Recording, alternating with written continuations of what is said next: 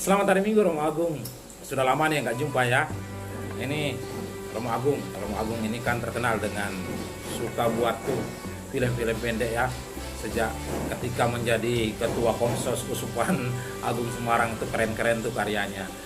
Ini umat Pangkal Pinang nih penasaran kira-kira buat film pendek itu sulit nggak ya? Kayaknya sulit menurut umat Pangkal Pinang ya. Lalu kira-kira bagaimana supaya anak-anak muda umat di Uskupan Pangkal Pinang ini bisa ini gitu, mudah membuat film pendek, nah, bisa menjadi bahan katekesi dan lain sebagainya. Kira Romo bisa beri sedikit ya tips-tipsnya bagaimana supaya anak-anak muda zaman kini, zaman now itu berlomba-lomba tuh buat film pendek, film-film katekese dan lain sebagainya, supaya kabar gembira Yesus Kristus menyebar sampai ke pulau-pulau seperti moto Bapak Uskup kami, hendaklah pulau-pulau bersukacita. Kami minta tuntunan dan tips-tips dari Romo Agung, mantan Ketua Komsos Uskupan Agung Semarang dan kini menjadi pengurus Komsos KWI. Halo Romo Stephen dan kawan-kawan di Pangkal Pinang, Letentur Insule Bolte. Wah, terima kasih. Saya bukan orang yang ahli di dalam membuat film, tetapi hanya sering iseng-iseng aja supaya apa yang terpikirkan itu bisa menjadi bahan bagi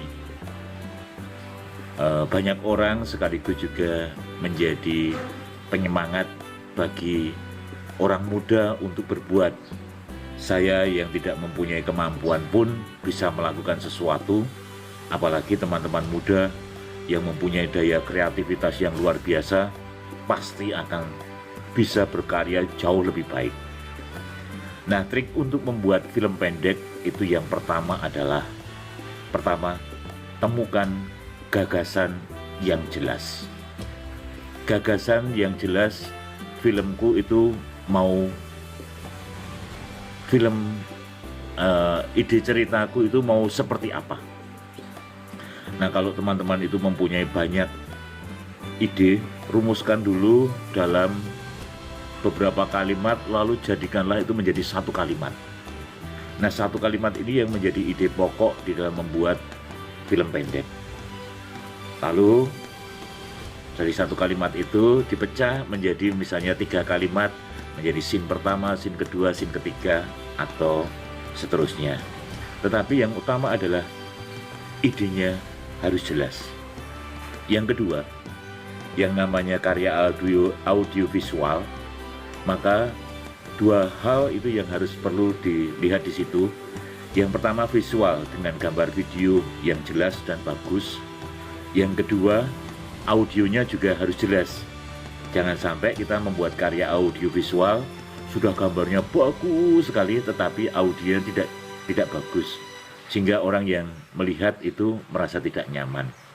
Nah, sementara 2 hal itu dulu. Temukan satu gagasan yang jelas.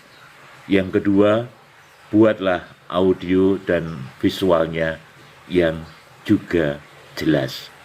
Trip selanjutnya nanti bisa kita bicarakan lagi. Salam selamat Pentakosta. Salam untuk Pangkal Pinang. Amin.